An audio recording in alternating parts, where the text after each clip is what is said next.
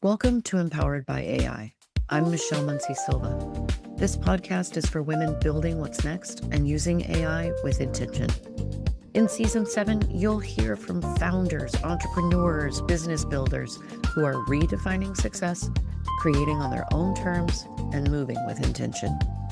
We're learning from conversations about reinvention, identity, and taking action because every episode gives you ideas you can use immediately. Let's get into it.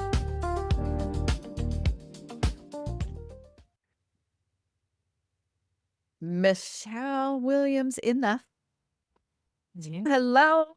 Hello. How are you? So excited. Me too. I am looking forward to this, and I'm going to let you kick us off. I want you to say hello to the lovely lady and tell them a little bit about yourself. All right. I'm Michele Williams. I live in Maryland, and I am the founder of MS Works Learning, which is a learning platform basically designed for the nonprofit human services sector. So my background is working in homeless services as a social worker for the last 25 years or so, and really being invested in the last 10 years in staff training and kind of how to help people do the work that they are called to do, but to do that in a way that makes it more successful for them and also helps us achieve a better outcome for the people that we're trying to serve. So whenever you go any place, you want to know that somebody's working with you who's well-trained in what they're supposed to do so that you get the best service possible. And we owe that to our neighbors who are experiencing homelessness as well as other folks who are in need in our community. They should have the same quality service delivery as we give to anything else. You said you were working in that industry for quite a few years before you started this. I'm always curious how founders feel about their corporate or industry life that came before their entrepreneurial roles. So is there an element of that you feel still serves you today? Or do you feel like there's something that you had to unlearn to become more entrepreneurial? Or is it maybe both? It's probably a little bit of both, right? So, I mean, I was a social work major in college because I took a career assessment test and it said I wasn't profit oriented. So I took that on. I'm like, okay, well, I don't seem to care about profit. So I became a social worker, worked with people with disabilities for many years, and then started working in the homeless response system, mostly in the District of Columbia. So I did that for about 10 years and then did all kinds of things. I think I was probably somewhat entrepreneurial, but didn't know it in that space and never had a vision for actually being in business for myself. But then things change in life. And so ended up stepping out on my own to do consulting. And I did consulting on behalf of the Department of Housing and Urban Development nationally and privately for the last 10 years. And that's kind of where the vision for MS Works Learning really started to shape up. Like I had that idea 10 years ago and was like, I don't really know what that means or what it looks like. And then just over time, got more and more experience, life experience, right? And work experience. And it just shows you kind of where's the gap that you're supposed to fill. And so I identified this as the gap. And I say that because it really was something that 10 years ago, I was like, this is what I want to do. I want to have the #1 training platform for people who work in human services. And so 10 years later, I can't say we're #1 yet, but we will be #1. So I love that. Yeah. I love that. And when did you first start calling yourself a founder out loud? So honestly, just recently in my private consulting work, which is Michele S. Williams LLC, I thought of myself as a CEO, but not necessarily a founder, right? I equated founder with something that was a little bit more tangible of a product. And so when we got to the learning platform and I was like, this is what I want to do. This is how I'm doing it. Then I began to think of myself as a founder, and probably because it wasn't just like solving problems that exist already in the world. I mean, it is problems that exist, but our take on it is what I feel makes the difference for us. And that's where I feel like I own that. I own what is our take. And we live between kind of what is the needs of people, people who are experiencing challenges, people who are working with folks experiencing challenges, and the technology. And so I really see that as like my lane is kind of that space in between that helps bridge, the content and what people really need to do their jobs well and to serve people, effectively, and technology and how we can make sure that they're able to do that. That's an under made sense to me, right? Like it didn't make sense before that, but now it feels like it's the right term. That makes sense. That makes sense. And as you've walked into that, do you feel like you're pushing through particular challenges? Is it with visibility? Is it with money and charging your worth? Is it taking up space in your niche? What is it that you feel like you're trudging through right now? I think trudging through right now, when I was a private consultant and you're starting out, you don't have a lot of overhead, right? Like you're just you. And so, I mean, yes, you have bills to pay, right? Yeah.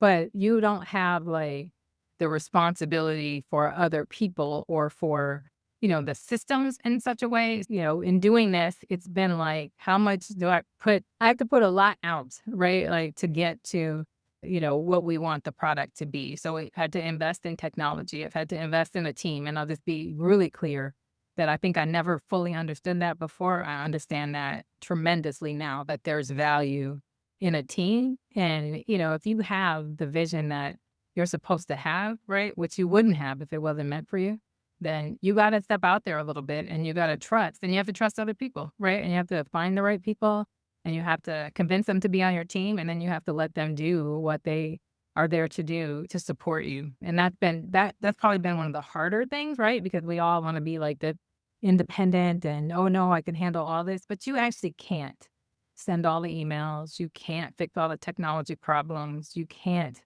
do all of those things by yourself, or you're going to burn yourself out. And that's certainly not what you go on this entrepreneurial journey for. You don't go on this to burn yourself out and not have quality of life.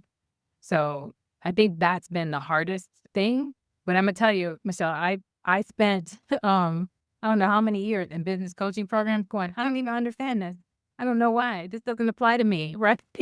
And then when I actually hit the moment, I was like, oh, this is what they mean.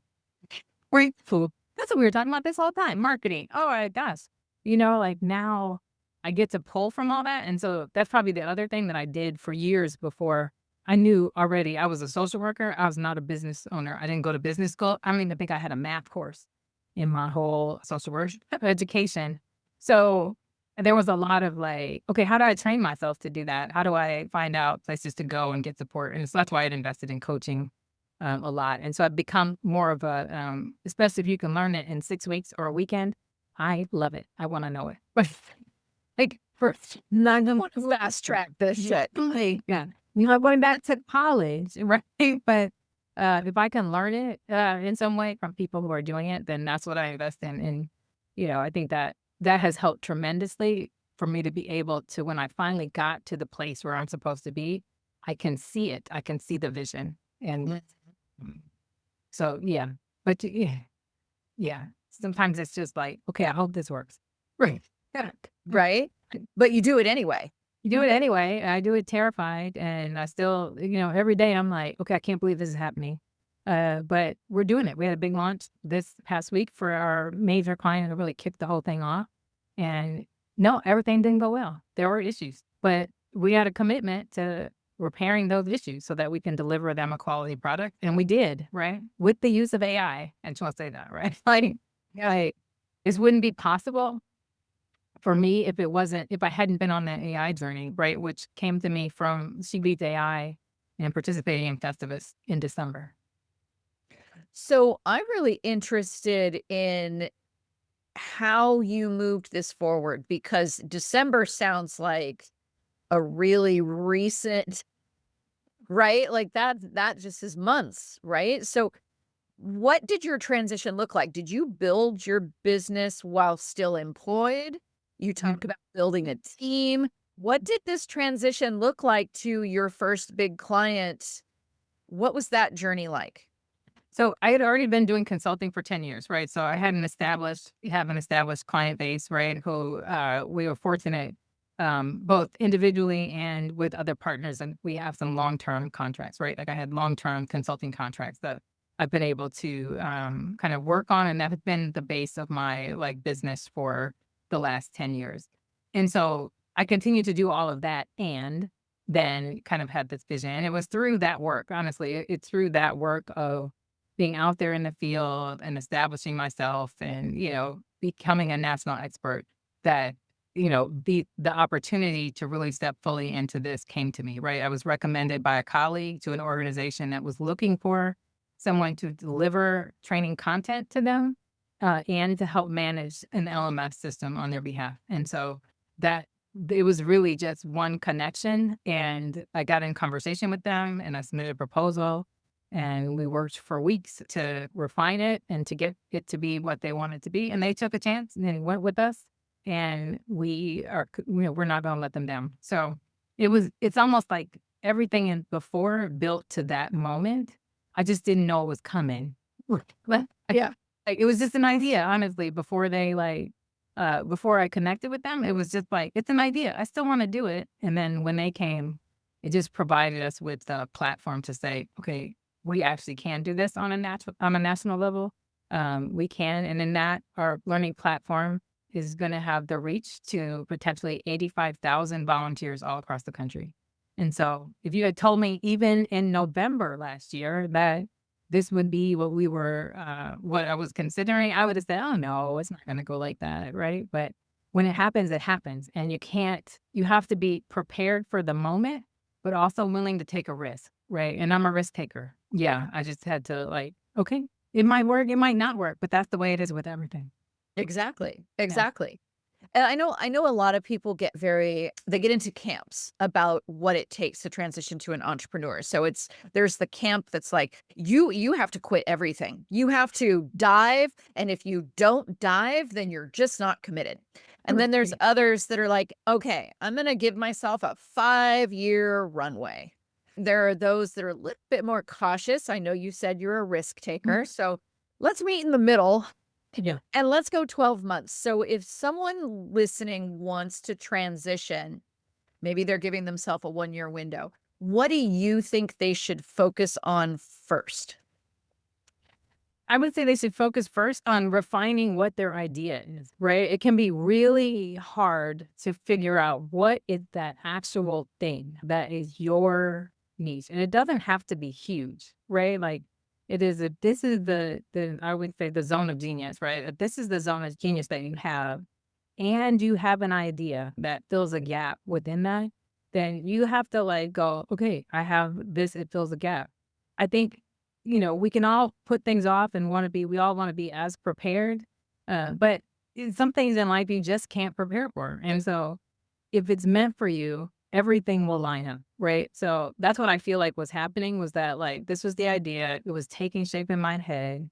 Here comes this opportunity. And I just really recognized that if I turn down this opportunity, it's not going to come again. And so, yes, it's scary. Yes, it feels like I might fail this organization. But I had to ask myself, have you ever failed an organization before? No. When I was an employee, I was the employee that would always come up with an idea that would solve the problem, that would go learn the thing they needed to learn. And I was like, I have to apply that same level of energy and effort to my own business that I would have applied to an employer. And so, I think you can talk yourself out of anything. Right. So don't spend a bunch of time. And the other thing I would say is you really sit down and think about what can actually happen. And everything can be put off forever. But if you set that goal to say okay, this is what I want to hit by this milestone, and that's 3 months, or whatever it is for you, then work toward that milestone. Don't get overwhelmed by the whole journey. Just take the first step. And I think the other thing just that I would say for myself, I was getting older in life, right? I'm at my age publicly. I'm 56 years old, right? And I'm like, do you want to keep working like this forever? Are you what is your plan, right? And so, I don't come up in a place where or haven't had a government job forever. I don't have a pension. I don't have, I was what does the rest of your life, what do you want it to look like? And so that's why taking a chance on me now. And the same way when I started my consulting practice 10 years ago, it was the same thing. I remember my parents going like, oh my God, how is she going to make it? Because we didn't know entrepreneurs, right? Like everybody had a job, right? And so taking that chance even then, right? I would like, you can always go back and get a job. You can always get a job. So if I don't take this chance on myself and I don't set some time frames, that's never going to happen. And am I okay with that? And so, yeah, I'm always just like, you got to try. Yeah. And I know we've talked about this before. I had some very well-intentioned boomer parents. I know you did too, right? And Yeah. how do you recommend women handle the people who are doubting? And I had to learn this over 10 years. Like at first I was like, I remember my dad saying to my mom, I'm still in the room, like, you think she can do this? Then I was like, I'm still here. I'm still sitting here. But Here, Dad. and so, it was kind of like, okay, I think I can do it. And the person who I have to satisfy is me. Right. And so I'm going to give it a shot. And if it doesn't work, it doesn't work. In the same way, we all take on jobs and sometimes they work and sometimes they don't work. And so like, there's nothing that's different about it, except for the decision making, right? Like I get to decide what I want to put forth energy into as opposed to having it decided for me. So yeah, I mean, I think it's just telling yourself like, I can do it. And, using all the skills that you've had that you've put to work, in the employ of other people to yourself and to your own vision and your dream. And everything, the other thing that I would tell myself, and I say this to all the time, like if you look, I'm looking at my desk area in front of me. Every single item on this desk, if somebody had an idea and somebody else said it wasn't going to work. But yet we're sitting here talking on Zoom, right? Which like, who could have thought of that, right? At some point, even 8 years ago, right? Who could have thought about that? But every single item that you pick up every day was somebody's idea, somebody's genius that other people said, oh, that's dumb. But Yeah. we're all still using it, right? We're all still talking on our iPhones. We're all still wearing glasses. We're all still like, I'm looking at battery charger thing, like my computer, even like this basket, right? Like somebody said, why would you want to make a basket? Like, right? Yeah. And we all have hundreds of them now in our house. Exactly. Somebody filled a need. Something that we need. That's Exactly. what we're doing, right? We're filling a need that either we're the first ones to identify, but yet it is the solution. When you say it to other people, they're like, oh yeah. People who know now, you can talk to your family all day. They don't understand what you do anyway. So saying it to them, they're going to be like, okay, that's great. But say it to other people in your industry, right? Say, hey, I really think this could be different. And see what that reaction is. And that's what you have to go with, right? Like you always have to find the people who understand. And not everybody will, and not everybody will see it the way you see it. But if you feel like it's there, you owe it to yourself to pursue that. Yeah. And it's interesting because I think so many of us in high intensity industries or corporations, we're used to reacting to a moment. We've got a lane that we're expected to stay in and react to what is thrown at us. And so oftentimes, good employee, good business means you were of service to that that reaction was of service to someone else, right? You did a thing, you solved a problem, like you said earlier. Has good business shifted for you now? I mean, what does it mean for you now as an entrepreneur to have success in this lane, in this niche? Yeah. It's interesting because just last week here in Maryland, it was like 100 degrees every day. It's crazy. So I typically and built a reputation for being able to kind of turn around programs that may be in trouble. So it's like shelter programs or housing programs. And I hadn't done it in quite a while, but I got called into a program last week. And as I stood there, I was like, this is not the life I want. Like, I know I can do this. I know I could solve the problem. I could do this, but does it make me feel good? And it doesn't in the same way that it once did. And that's when for me, that was confirmation that I'm on the right track because I'm excited by everything MS Works learning, everything. right? Like whether it was picking the logo, whether it's like coming up with a way, even like this weekend, I had to rebuild our full approach to kind of our pilot launch. And all of that was like so exciting to me because I still see the potential. And so I just decided like the things I did and have done for a long time, they just don't fulfill me in the same way. And I'm so excited by taking on some of the new challenges. And, not like, yeah, I worry a lot about people who are social workers who are in the field that like we tend to like burn out and leave the field. And I think that's the worst thing that can happen. And so I think that training is the answer to that. And so I always say, like, if we can prepare people for the work, they will stay in it because they can get the fulfillment they need and feel good about it.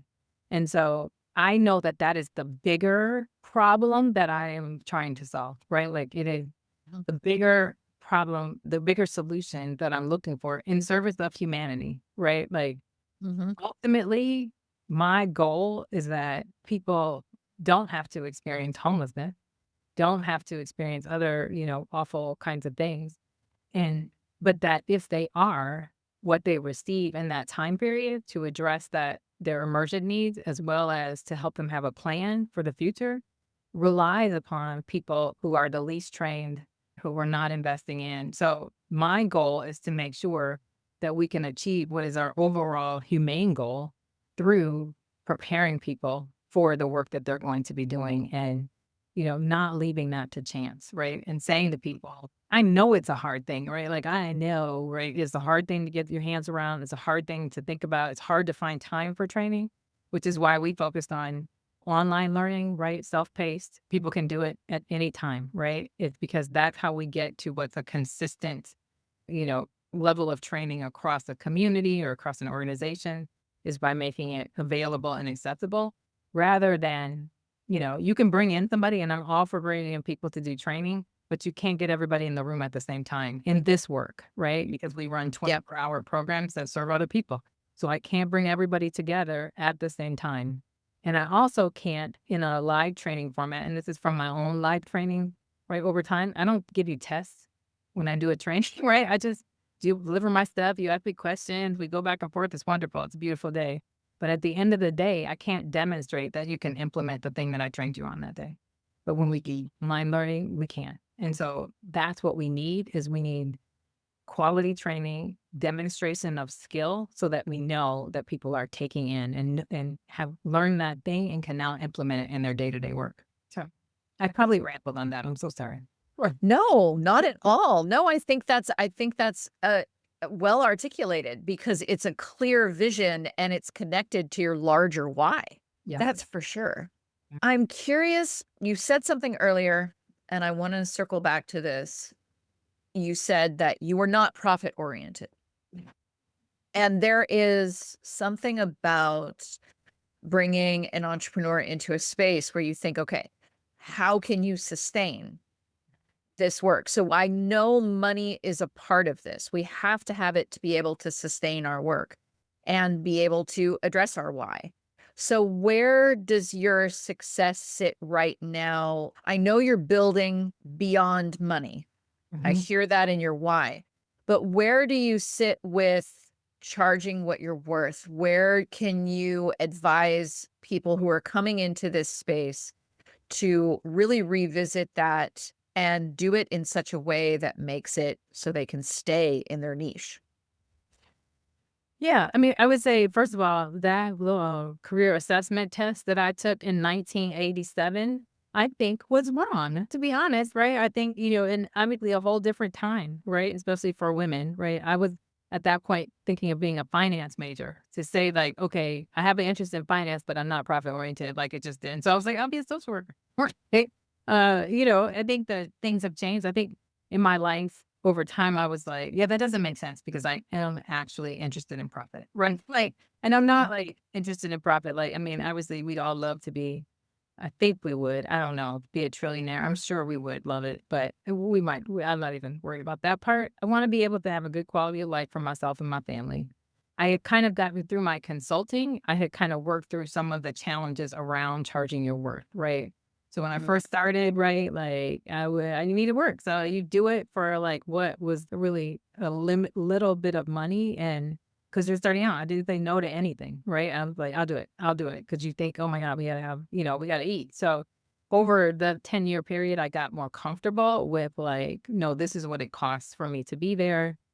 Some of that by talking with colleagues, right? Like understanding what people who are operating at the level I'm operating, are charging, what they're, all of those things. And so you start, looking at like what the level that the field should be on. The other thing I would say that in my field is that, that we work with organizations, who have limited budgets. And if you don't establish, like kind of where you are as a field, then you will be underpaid. Like, right. Like no doubt about it. Nobody's ever going to fight to pay you more. So, as I work with other people and talk with them, it is kind of this lesson of learning like, okay, this is what we consistently should be charging as a whole in the level of people who do this work and the group of people that I work, that do the same type of work I do. There's only a few of us, right? It's not like there's a huge amount of people. So we all, work together and can be a little bit more consistent in how we think about pricing. But you got to get comfortable with that. I mean, like I always say, I've been saying to myself this because I have a tendency to give away things, right? Like, oh, I'll give you that training for free. Oh, I'll do that, right? Like, right. And so, but I had to tell myself that like when you have achieved your goal, right? And I don't set my goal necessarily as a financial goal, right? I set it more as an impact goal. So my goal by the end of this year is to have outside of my one large client to have 10,000 users in our regular catalog. So that's my goal, right? Like, yes, money is associated with that, money that will come to me, money that will come to the expert instructors that I have on my platform. But that's my goal. And if we achieve that goal, we should achieve our financial goal as well. And then I can give things away.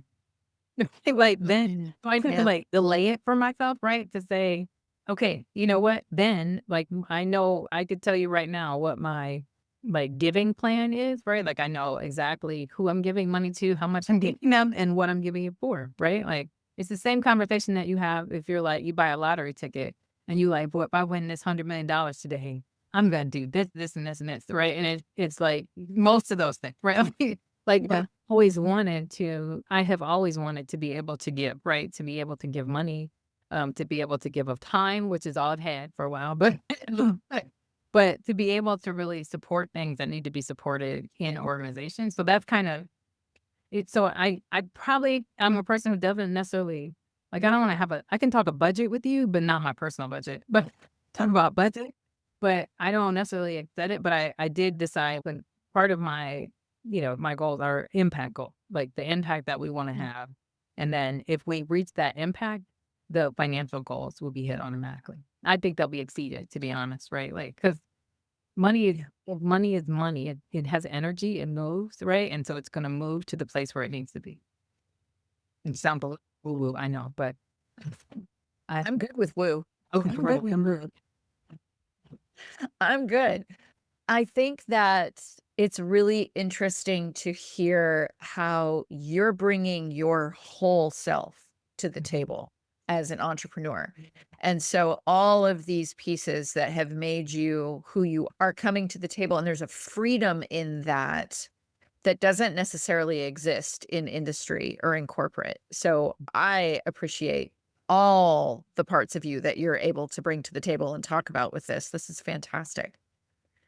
Yeah, it's like if you okay, maybe when people hit the right age of 56, right? You could look back and go, oh wait, all of this makes sense, right? And so, and I think I may have told you this, right? Like when I got married in 2011, my husband had a stroke 3 months later. My vision of marriage, right? Like, and all the things that I was like, oh, I don't do this anymore, and I've taken my car for an oil change. I'm gonna be well taken care of. All of that kind of was like, oh wait, no, that's not right. I decided then that no matter what happened, that we had dreams, right? And that we were gonna still accomplish those dreams. And I honestly feel very strongly that like without that happening, I would not have become the person I needed to be. So it sounds crazy. And I have like been through like all the grief around like envisioning a marriage that you thought was going to be one way and now it's another way. and all the things that I'm now responsible for. And, it's sure, like you can look back, but I look back now and say, like, all the things that happened were intentional and they've given me the experience, both personally and professionally, that I needed to be in this place. And so there are people who might see this podcast who are from where I'm from in Kalamazoo, Michigan, who would say, "Oh my gosh, she was so shy." Right. And, I maybe was, but life circumstances didn't allow me to stay that way. Right. And I'm so glad. Like, I feel like I've been able to realize the fullness of who I need to be by having all the things I thought about the world was going to be for me blown up. And so when that all blew up, it was like, well, here we go. Right? We're just going to reinvent this, right? We're going to do it the way we want to do it. And my husband, before his stroke, after the stroke, was always 100% supportive of what I wanted to do. And so we love each other and we're like, we're just going to make it. We don't have a choice. We don't have a choice. So we do.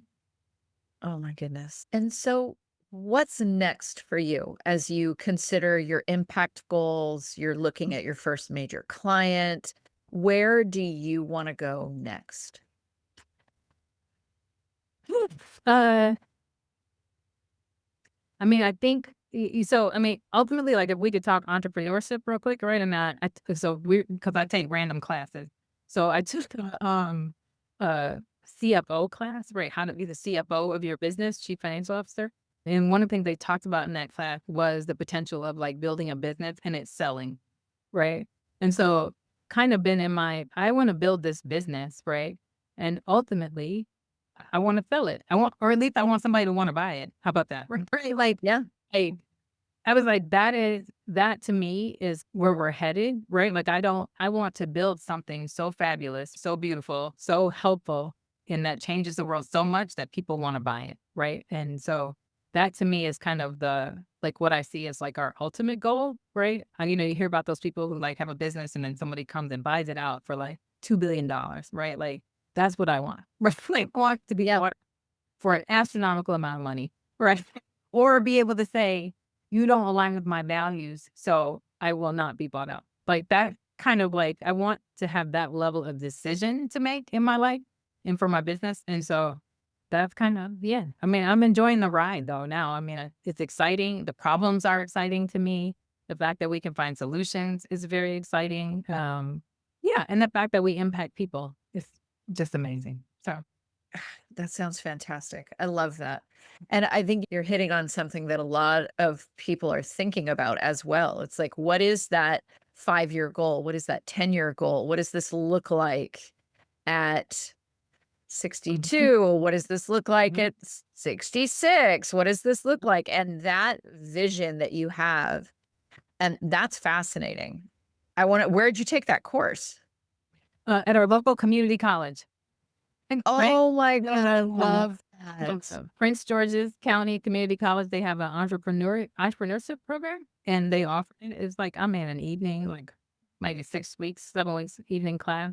And I went into it, didn't understand all of it. Didn't, like it was new, it's new information, and I'm trying to like learn it and didn't understand how it was all going to make sense. But I find myself now going, oh, that's what they were talking about. Right. Like, Yeah. yeah. And so I've been a big, like, kind of knowledge seeker, right? So if I'm interested in something, I want to learn it in the next 2 weeks so that I can decide if I'm going to do it or I'm just going to be with it forever.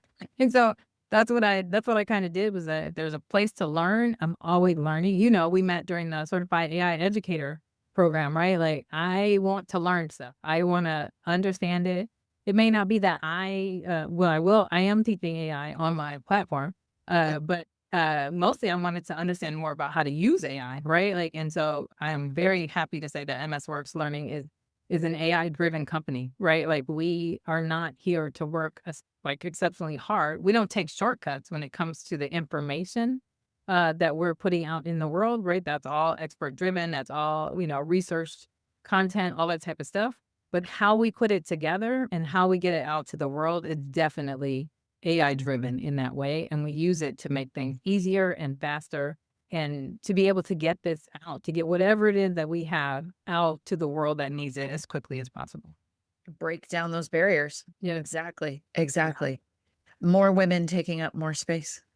Yeah. And I appreciate that. I mean, like the whole She Leads AI, like is so empowering to me, right? It's been like, I was like, oh my God, there's all these other women who are thinking about AI and using AI in such amazing ways, right? In their life and business. And, even when we talk about like people who are doing film and music, right? Like that's something I never even thought about, right? And now I'm like, oh, right. I'm even considering like little action training at some point. Like you might come watch our training video and it's like live action because I can create it with AI. That's down the road though. So not too quickly, but it's like so interesting to me that like you can make things look so different and be so different and do the thing that we needed to do so much more easily than, and I'm not, no disrespect to the theater world or like actors. Like I think that's beautiful. I always want to see that. But for a training video, do we need like, do we need to hire actors? No, we don't. We just need to be able to have good content and be able to deliver something that's realistic and then that works. And memorable. And memorable. Yep. That is amazing. I love that creativity. I love it. So as people are processing what you're saying, they're gonna want to connect with you again. They're gonna want to keep track of not only your journey, but your learning. Where can they find you? They can find me on, I'm older, so Facebook, right? Like, right? You can find me on Facebook, Instagram, LinkedIn for sure. TikTok, I haven't delved in TikTok too much, but they can also just email me, Michele with one L at MSWORX. So that's how we say MSworks.co. So no M. Very weird. MSworks.co. That's it. That's our website. I love it. I love it. We're going to put all of that. We're out there. You'll find it. For MS Work Learning. You'll find it. Yeah. Yeah, I will put that in the show notes too. Thank you. Yeah. Oh my gosh. Thank you so much for your time, your experiences. I love it. Glad to be here and glad to share and happy to talk to anybody about anything. I feel like we have an opportunity that never existed before for us as women. And so we gotta take it. We have to capitalize on it. And I'm going to encourage anyone who's struggling with action taking, you want to talk to Michele. She is action taker expertise right there. Thank you so much. Thank you. All right. I look forward to talking with other folks and talking with you again. It's great.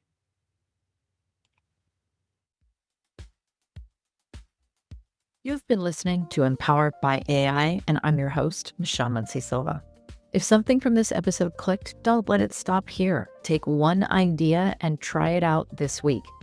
And if you want to go deeper, head over to the Empowered by AI, the Slay Effect YouTube channel.